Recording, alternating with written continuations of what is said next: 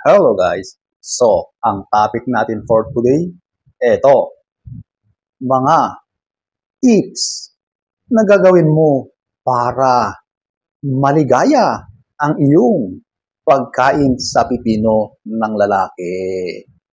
So, kung interesado kang malaman, panoorin ang video na ito. So, without further ado,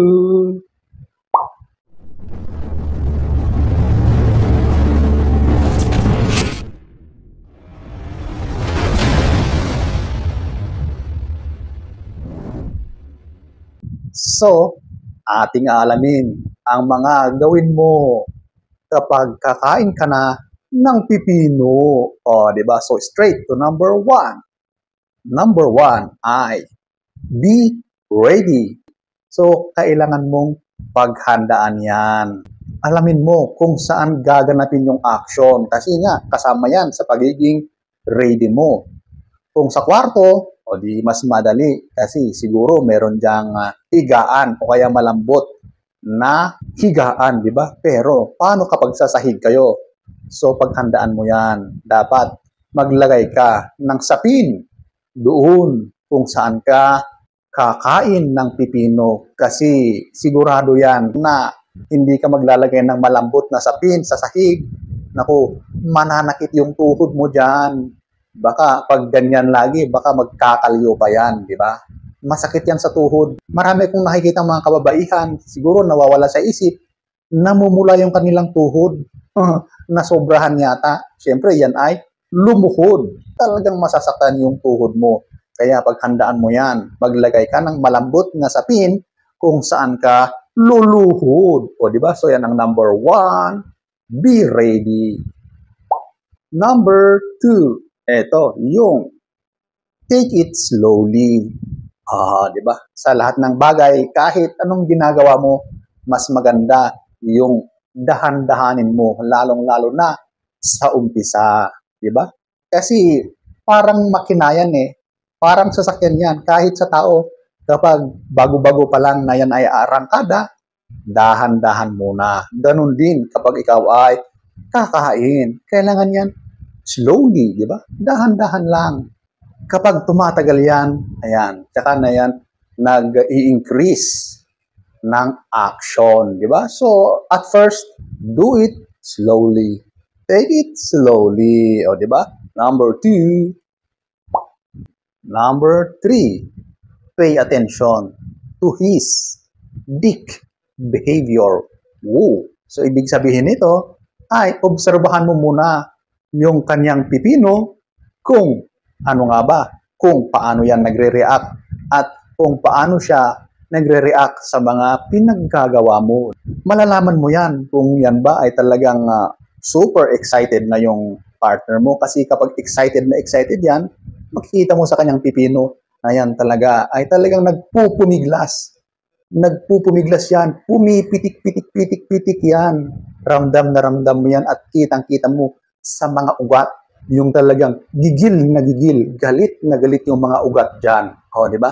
So, obserbahan mo. Kapag alam mong ganyan, edi mas lalo mong pag-iigihan yung pinaggagawa mo dyan sa pipino na yan. So, number three, obserbahan mo yung behavior ng pipino. O, di ba? Number three.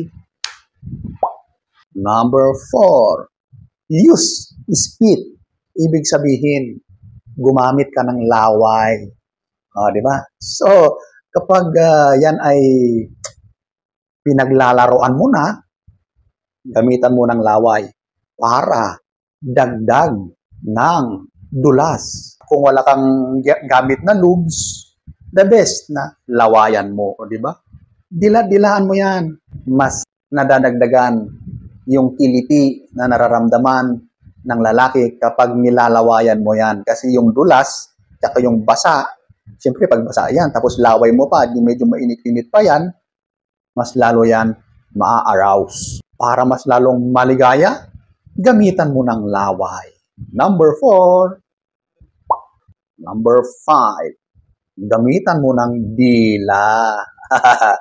Actually, itong mga sinasabi ko ngayon, meron akong dating video, ganito rin yung content. Kapag kinakain mo yung pipino ng lalaki, kasama na yung dila dyan. Hindi pwedeng mawala yung dila kasi yan talaga yung mas gumagalaw dyan kapag kinakain mo yung pipino ng lalaki. So, dilaan mo yan habang kinakain mo yung pipino niya. Panoorin nyo yung ibang mga videos ko, nandun lahat yun, di ba?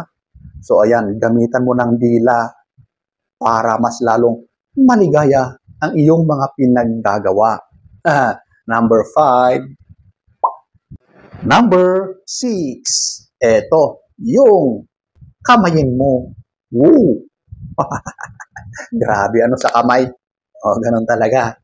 Magkakasama talaga yan. Kapag kumakain ng pipino, talagang kakamayin mo yan eh. Kakamayin mo talaga yan. Hahawakan mo yan.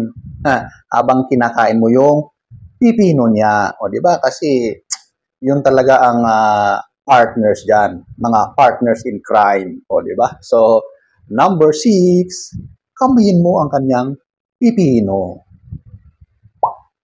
Number 7, eto, yung combo. Ano ba ang ibig sabihin ng combo? Eto na yung pagsama-samahin mo na yung mga dila, kamay, yung bibig mo, andyan na lahat yan. So, combo yan. At syempre, yung hininga mo. Alam mo yung hininga? Napakalakas ang kiliti kapag yan ay binubugahan mo ng hininga mo. So, andyan lahat yan. Combo yan. Pag-isahin mo na yan. Sabay-sabay na yan. Di ba?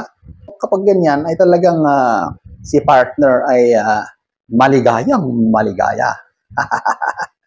Yan ang kanyang inaasam na gagawin mo sa kanya kapag siya ay iyong kinain.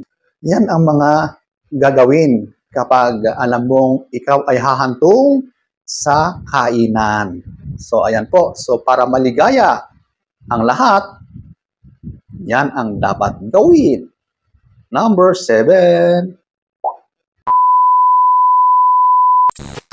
So, ayan po ang ilan sa mga ginagawa para mas maligaya ang pagkain sa pipino ng lalaki. Actually, marami yan eh. Marami kang pwedeng gawin dyan. Napakarami. Yung sinabi ko ay iilan lang yan. Pero, kapag ginawa mo yun, okay na yun. Maliligayahan yung partner yung lalaki. So, ayan ang mga dapat mong gawin. Sana ay nagustuhan nyo ang topic natin for today. Next story time. Don't forget to subscribe.